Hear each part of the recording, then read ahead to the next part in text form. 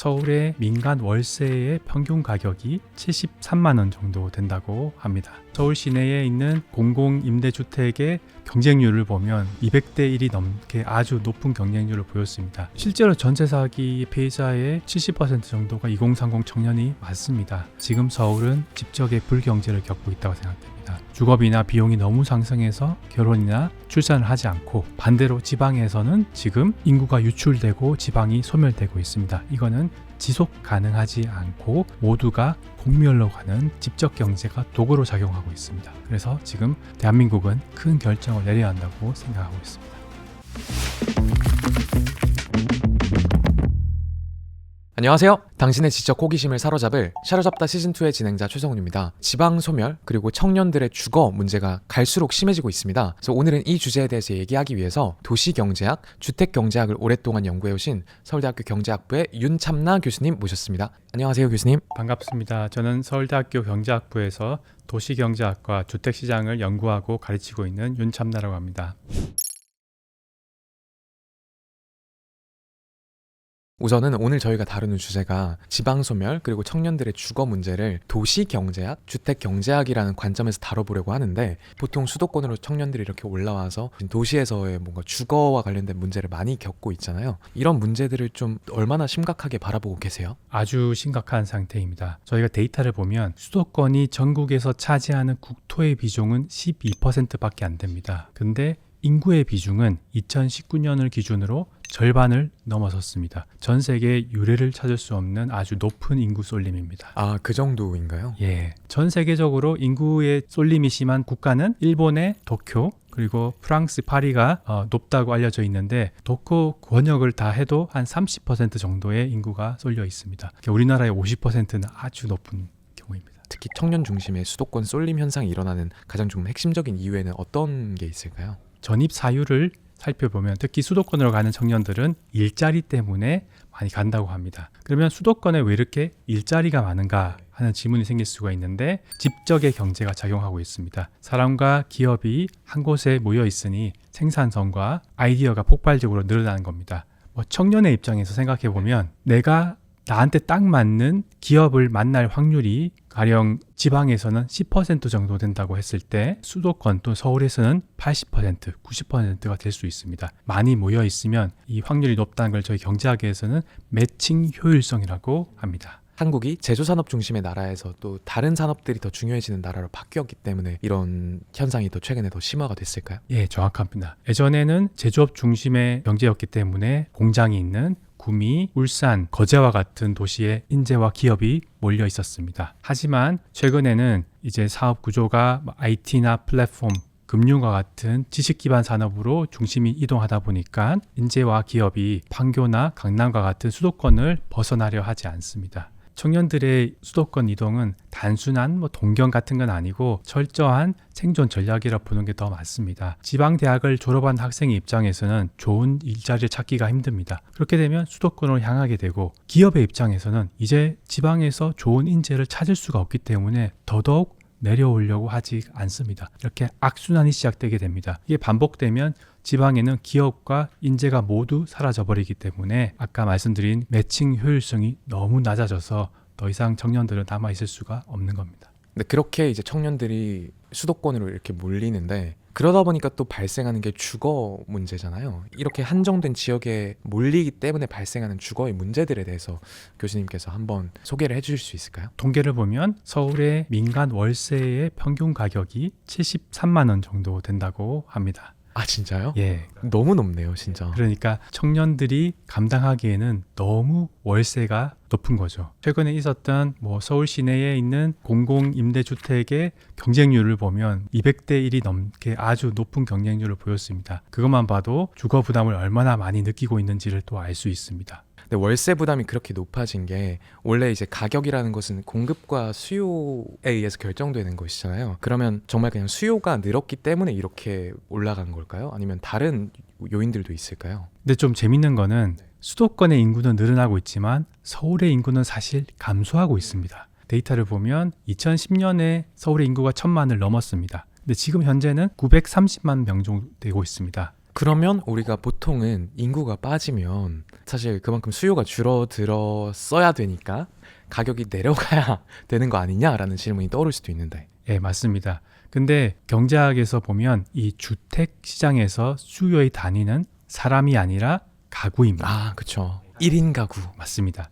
요즘 나 혼자 산다 이런 TV 프로그램도 있지만 1인 가구가 급격하게 늘어나고 있습니다. 간단한 예를 들면 예전에는 4인 가구가 한 채의 집에 살았지만 이제는 뿔뿔이 흩어져서 각자 한 채의 집에 산다면 집이 4채가 필요하게 되는 겁니다. 이걸 가구 분화라고 하는데 서울에서 인구가 주는 속도보다 가구 분화의 속도가 더 빠르기 때문에 수요가 증가하고 있습니다. 그에 비해서 공급은 여전히 한정되어 있으니까. 공급은 너무 어렵습니다. 빈 땅이 거의 없기 때문에 신규 건축이 거의 불가능하고 또 기존 주택을 이용한 재건축이나 리모델링 같은 것도 시간이 많이 걸리고 최근 여러 가지 규제나 비용 상승 때문에 잘 안 되고 있습니다.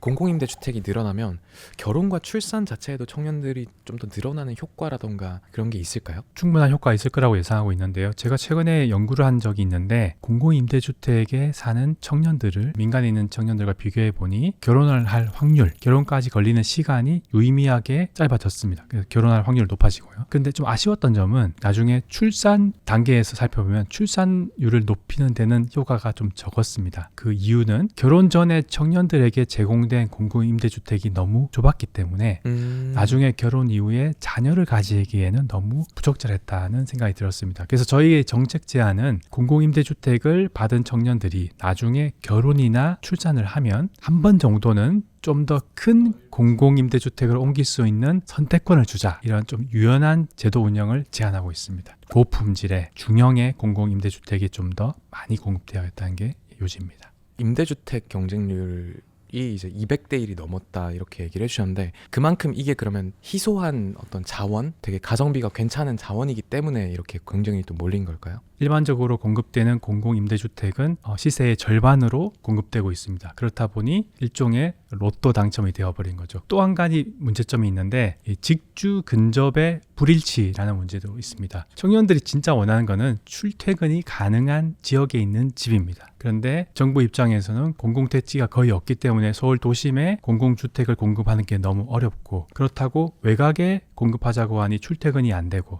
그래서 결국 청년들이 정말 원하는 곳에 감당 가능한 가격의 주택이 없기 때문에 이렇게 살인적인 경쟁률이 나오고 있다고 볼 수 있겠습니다. 전 어디서 이런 주장도 봤던 것 같아요. 그러니까 서울의 월세가 어떤 분은 여전히 그게 싸다, 도쿄나 홍콩이나 뉴욕이랑 비교하면은 서울 정도 인프라를 가진 도시에서는 여전히 싼 걸 거다, 앞으로 더 올라갈 거다, 이렇게 하신 얘기를 들은 적이 있어요. 그래서 저는 좀 섬뜩했거든요. 전 여기서 더 올라가면 쉽지 않아요. 제가 통계를 하나 말씀드리면 뉴욕과 도쿄와 같은 도시의 소득 대비 월세의 비중은 30%가 넘습니다. 근데 서울은 지금 16% 정도입니다. 그렇기 때문에 여전히 국가 비교를 해보면 부담이 적다고 합니다. 근데 그 이유 중에 하나는 우리가 전세가 있었기 때문에 월세 가격이 좀 눌려 있었습니다. 근데 그게 지금은 바뀌고 있습니다. 예전에 말하는 전세난과는 비교할 수 없을 정도로 지금 급격하게 전세가 소멸되고 있고 더 심각하게 없어질 겁니다. 물론 전세의 부작용도 많기 때문에 긍정적인 면도 있습니다. 하지만 이 전환기에는 월세로 너무 몰리기 때문에 월세가 아주 많이 올라가게 됩니다. 사실 전세 사기라는 문제 자체에 대해서도 저는 좀 더 여쭤보고 싶었는데, 특히나 이 전세 사기가 근데 하필이면 그 2030 청년들이 피해가 많은 것 같아서 왜 그런 건가, 이런 질문도 들었었습니다. 실제로 전세 사기 피해자의 70% 정도가 2030 청년이 맞습니다. 근데 그 원인은 한 두 가지 정도 생각해 볼 수 있는데, 우리 사회에 있는 이 정보의 비대칭성 그리고 부채 구조가 우리 사회의 가장 약한 고리를 공격했다고 볼 수 있습니다. 이 정보의 비대칭성이란 건 주택시장에서 아파트 같은 경우에는 KB 시세나 또 네이버 부동산을 통해서 그 가격을 투명하게 알 수가 있습니다. 하지만 청년들이 주로 선택했던 빌라의 경우에는 규모가 작기 때문에 비교할 집단이 적어서 가격이 좀 불투명하고, 특히 신축 빌라의 경우에는 거래 건수가 거의 없기 때문에 깜깜이 시세였습니다. 그렇기 때문에 건축업자 또는 집주인과 중개인이 작정하고 가격을 속이려고 하면 사회 초년생인 청년들은 당해낼 재간이 없었습니다. 전세 보증금을 저희가 마련하기 위해서 전세 대출이라는 걸 또 받습니다. 근데 청년들은 자금이 없다 보니까 80%, 90% 정도의 전세 보증금을 대출을 이용해서 충당했습니다. 그렇다 보니 경험은 제일 없는데 아주 높은 레버리지를 가지고 가장 이 불투명한 신축 빌라 시장에 뛰어들다 보니까 사기꾼들의 주 타겟이 될 수밖에 없었습니다. 그러니까 전세 대출은 우리가 당연히 받아야 되는 것이라고 이제 다들 얘기를 하고 생각을 했었는데 사실은 그게 생각 이상의 하이 레버리지였다는 걸 그러니까 모두가 좀 둔감해서 잘 모르고 있었던 걸까요? 전세 사기가 일어난 케이스들을 보면 신축 빌라의 가격이 여러 가지 가격을 속여서 3억으로 매매가가 책정되어 있는데 전세가도 3억인 경우가 많았습니다. 아무런 보증이 없다고 하면 나는 여기 못 들어가겠다고 생각하는 게 오히려 자연스럽습니다. 가격이 조금만 떨어져도 저 집주인은 나한테 전세금을 돌려주기 힘들 수가 있기 때문이죠. 그렇지만 전세 보증금 반환 제도가 있다 보니까 은행의 입장에서도 돈을 떼일 염려가 거의 없었습니다. 국가 혹은 이제 보증기관이 내어주기 때문에. 그래서 집의 가격을 이렇게 깐깐하게 심사하지 않고 좀 쉽게 내준 부분이 있었고, 이것 때문에 일명 그 깡통 전세가 많이 양산되었습니다. 도덕적 해이들이 군데군데서 좀 발생한 결과라고 볼 수도 있겠네요. 물론 전세 보증금 반환 보증제도는 이 서민들의 주거 마련을 도와주기 위한 좋은 목적을 가진 정책이었지만 전세 가율이 100%인 경우에도 보증을 해준다는 점에서 좀 허점이 있었다, 이렇게 볼 수 있겠습니다. 교수님 말씀하신 그 구조적인 문제는 예전부터도 존재해왔던 문제일 텐데 수면 아래에 있던 게 드러난 건지 아니면 실제로 절대적인 건수 자체가 좀 늘어난 건지. 절대적인 건수가 아주 많았습니다. 경제 환경적으로는 코로나 시기까지 유례없는 초저금리가 유지가 되었습니다.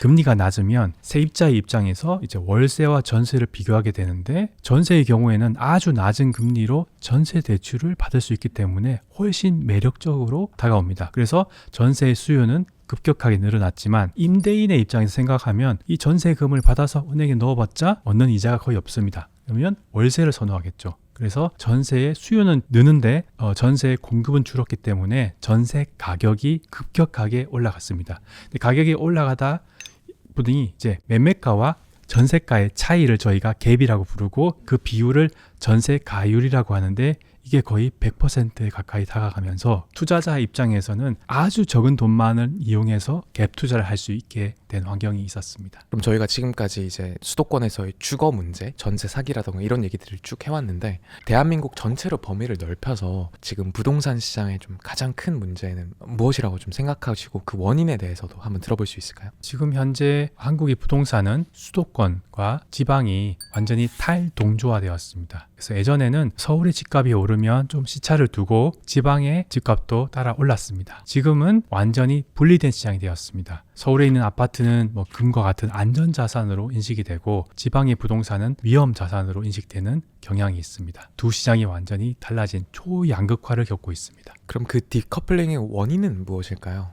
크게는 이제 그 시장의 공포가 좀 있었고, 두 번째는 제도적인 좀 부작용도 있었습니다. 시장의 공포라고 하면은 2016년부터 한국의 출산율이 급격하게 내려갔습니다. 그러면서 인구 감소에 대한 우려가 생겼고, 그리고 실제로 지방에서 청년들이 많이 유출되다 보니까 지방 소멸에 대한 공포가 생겨서 이제는 서울이 아니면 안 되는 건가, 이런 인식이 생겨서 서울은 금으로 안전자산으로 인식하는 그런 경향이 생겼습니다. 두 번째는 좀 의도하지 않은 정책의 부작용 인데 다주택자 규제가 있었습니다. 다주택자 규제는 이제 집이 두 채 이상 있는 가구에 대해서는 취득세나 양도소득세 측면에서 높은 세율을 적용하는 정책으로, 기본적으로는 수도권의 주택가격 안정화 정책입니다. 근데 이 제도가 있다 보니 집을 두 채 이상 가진 자산가의 경우에는 이제 지방의 부동산은 위험자산이라고 하니까 처분해버리고 그 돈을 수도권에 더 큰 아파트를 사는데 쓰는 돌돌한 한 채 현상이 발생하게 되었습니다. 그래서 정책의 의도와는 달리 수도권으로의 쏠림이 더 심해져서 초양극화가 더 가속화되었습니다. 앞으로는 그럼 양극화가 더 심해지고 더 그 주거 계층의 이동이 불가능해지는 것인가? 이렇게 받아들이시는 분들도 좀 있을 것 같거든요. 그게 가장 큰 걱정입니다. 그래서 앞으로 정부는 지금 또 공약을 하고 있지만 공공임대주택을 획기적으로 늘려야 합니다. 지금 공공임대주택이 과거에 좀 좁고 품질이 낮다는 비판이 많았습니다. 그래서 앞으로 공급될 공공임대주택은 크기가 좀 중형의 고품질의 누구나 살고 싶어하는 그런 공공임대주택이 많이 공급되어야 합니다. 주거 계층의 이동이 불가능해진다. 월세 사는 사람은 평생 월세 살아야 된다. 그러니까 이런 말까지도 사실 나오고 있는 것 같거든요. 여기에 대해서 좀 어떻게 진단을 하고 계세요? 우리 정부가 지금 약속하고 있는 여러 가지 공공임대주택의 획기적인 공급, 이런 부분이 따라주지 않는다면 지금 전세가 소멸하고 월세화되면 전 세계적으로 월세가 소득에서 차지한 비중은 앞으로 더 높아진다고 하는데 30%까지 간다고 하면 월세를 내고 나면 저축이 힘들고 종잣돈을 모을 여력이 점점 더 적어지기 때문에 주거 사다리를 타서 올라가기가 더욱 어려워질 위험이 있습니다. 부동산 시장의 양극화 자체가 국가적으로 근데 손실이 되는 부분은 없을까요? 한국의 자원 배분의 비효율성이 가장 큰 문제입니다. 국가에 있는 부가 생산적인 기술 개발이나 또는 혁신적인 스타트업으로 가서 기술 개발을 일으켜야 하는데 서울에 있는 비싼 낡은 아파트에 묶여 있다 보니까 경제 효율성이 떨어지는 겁니다. 이렇게 되면 저희 경제학에서 말하는 잠재 성장률이 계속 낮아지게 되는 겁니다. 나라의 돈이 다 부동산으로 쏠려서 예. 그래서 지금 정부에서도 그런 곳을 가지 말고 주식시장이나 좀 더 생산적인 곳으로 돈의 흐름을 바꾸려고 많은 노력을 하고 있는데 이게 다 개인의 욕망, 개인의 선택의 문제이기 때문에 쉽지는 않습니다.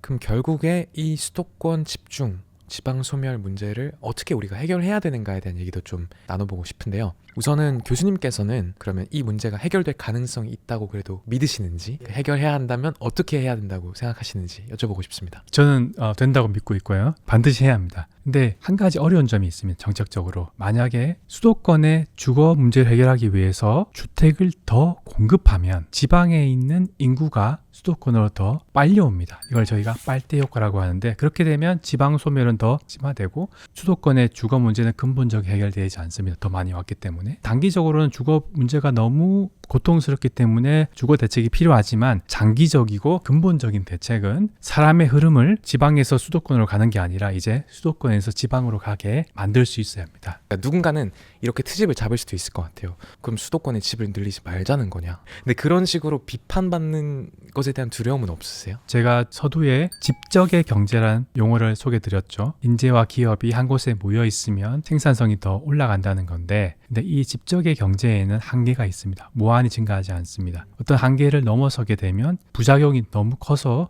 생산성이 떨어지게 됩니다. 그걸 집적의 불경제라고 하는데 지금 서울은 집적의 불경제를 겪고 있다고 생각됩니다. 주거비나 비용이 너무 상승해서 결혼이나 출산을 하지 않고 반대로 지방에서는 지금 인구가 유출되고 지방이 소멸되고 있습니다. 이거는 지속 가능하지 않고 모두가 공멸로 가는 집적 경제가 도구로 작용하고 있습니다. 그래서 지금 대한민국은 큰 결정을 내려야 한다고 생각하고 있습니다.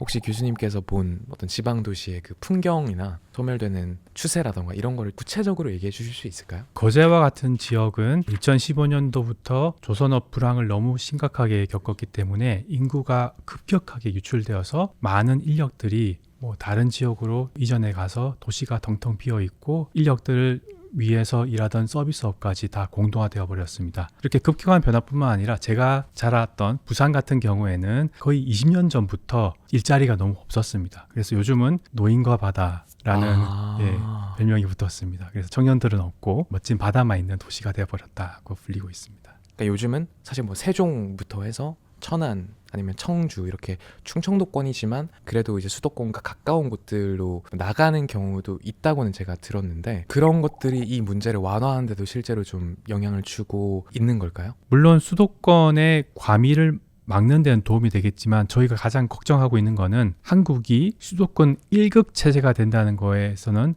충청으로의 확장은 사실 좀 더 큰 문제가 될 수가 있습니다. 이 1극 체제를 막기 위해서는 부산과 같은 지역을 포함한 동남권이 또 다른 제2의 중심이 되어서 1극 체제를 탈피하는 데 큰 역할을 할 수 있어야 하는데 충청으로의 확대는 수도권이 더 커진다고 밖에 볼 수 없습니다. 그럼 말씀하신 사실 동남권 메가시티, 부울경 메가시티 이 논의가 정치권 아젠다로부터 해서 도 나온 지도 조금 꽤 됐었잖아요. 이게 왜 좀 어려운지 그 이유도 혹시 진단되시는 게 있을까요? 한국이 그동안 국토의 균형 발전을 위해서 많은 노력을 해왔습니다. 가장 대표적인 게 혁신 도시를 10개 조성해서 수도권에 있는 공공기관을 많이 이전시켜서 지방의 일자리를 늘리고 인구 유입을 유도했습니다. 근데 최근에 연구를 보면 큰 효과가 없었다고 나옵니다. 가장 큰 원인은 10개의 지역에 나눠주기식으로 분산해서 투자를 하다 보니까 큰 효과가 없었다는 거죠. 그래서 지금 가장 핵심적인 거는 정말 소수의 지방 거점을 정하고 그곳에 아주 파격적인 투자를 할 수가 있어야 합니다. 저희 예산은 이미 한정이 있기 때문에 여러 곳에 다 할 수 없습니다. 그래서 소수의 거점을 선정하는 게 중요한데 예를 들어서 부울경을 생각하면 산업단지를 크게 조성하는데 울산에만 하기로 했다. 그러면 부산과 경남 지역의 주민들이 반발이 클 겁니다. 근데 이 메가시티가 하는 역할은 우리가 효율성을 위해서 울산에 짓기로 했지만 여기서 나오는 이득을 부울경 모두가 나중에 공유한다는 약속을 하는 겁니다. 지금 정부에서는 5극 3특이라는 체제를 구상하고 있습니다. 5극이란 거는 이제 수도권을 하나로 치면 나머지 4개 지역은 충청, 세종, 대전 지역이 있고 그다음에 광주, 전남 지역이 있고 불경이 있고 대구, 경북이 있습니다. 이 4개 지역에는 하나의 그릇으로 보고 큰 투자를 하겠다고 하는 거고 4개의 거점을 지방에 만드는 게 지금 목표인 것 같습니다. 그런데 이거는 어떻게 보면 탑다운, 그러니까 국가 차원에서의 구상이잖아요. 그러니까 일단 지도를 이렇게 쪼개 놓은 건데 그것을 현실화시키기 위한 핵심적인 노력들 중에는 어떤 게 있을까요? 메가시티가 잘 작동하기 위해서는 지방 도시들 간의 협력이 가장 중요합니다. 가장 성공적인 사례를 하나 알려드리면 도쿄 지역의 인구가 30% 정도 쏠려 있다 보니까 오사카 지역을 중심으로 한 도시들이 뭉쳐서 간사이 광역연합이라는 걸 만들었습니다. 2025년에 엑스포를 공동으로 유치했습니다. 큰 행사도 유치하고 여러 기업들도 지역에 유치하면서 경제가 많이 살아났습니다. 그래서 이런 롤 모델들을 참고해서 충청권이나 전라권 모두 메가시티를 좀 성공적으로 빨리 시작해야겠습니다. 메가시티, 거대 권역을 형성할 도시들끼리의 협업을 얘기해 주셨는데 또 그 도시들 안에서는 어떻게 우리가 경쟁력을 높이고 청년들을 유입시킬 수 있는 매력을 높여야 되는지 거기에 대한 방책 같은 것들도 있을까요? 지방 살리기에서 가장 중요한 키워드 중에 하나는 대학입니다. 미국의 중서부 지역의 쇠락한 제조업 도시들을 저희가 러스트벨트라고 부르는데요. 그 도시들 중에 일부는 아주 멋지게 다시 부활했습니다. 근데 그 부활한 도시들의 특징을 들여다보니 좋은 대학교가 있고 대졸자의 비중이 아주 높았습니다. 대표적인 도시가 피츠버그입니다. 피츠버그는 카네기 멜론 대학교가 있죠. 철강 도시였는데 지금은 AI, 로봇, 그리고 피츠버그 대학교에 있는 제약 바이오 때문에 구글의 R&D 센터가 있다든지 완전히 신산업으로 변모했습니다. 이 좋은 대학교에서 나오는 인재들이 혁신을 통해서 도시가 제조업에서 신산업으로 전환되는데 큰 역할을 했던 겁니다. 그래서 앞으로 한국에서도 지방 거점 대학 그리고 과기원에 막대한 투자를 해서 좋은 인재가 계속 나올 수 있도록 해야 합니다. 제가 생각하기에는 각 지역마다 특화된 산업이 있습니다. 그래서 그 산업을 고도화시키고 또 새로운 산업으로 신산업을 창출하는 데 있어서 필요한 분야에 특화해서 관련된 학과들을 집중 역석하는 게 필요하다고 생각하고 있습니다. 네, 오늘 이렇게 경제학부 윤참나 교수님 모시고 수도권 쏠림 현상과 주거 문제에 대해서 들어봤는데요. 저는 제가 현상적으로나 좀 피상적으로만 알고 있던 현상들을 경제학적인 관점에서 이해할 수 있어서 굉장히 유익한 시간이었던 것 같습니다. 교수님께서도 이 주제에 대해서 이렇게 얘기하시면서 당부하고 싶은 점이 있다면 마지막 말씀 부탁드릴게요. 여러분들도 집적의 불경제가 너무 심해서 우리 사회가 지속 불가능하다는 점을 꼭 아시고 앞으로 지방에 대한 집중적인 투자 또는 지방 대학에 대한 투자를 적극적으로 지지해주면 좋을 것 같습니다. 네, 그럼 저희 오늘 영상은 이것으로 마무리하도록 하겠습니다. 시간 내주셔서 감사합니다. 감사합니다.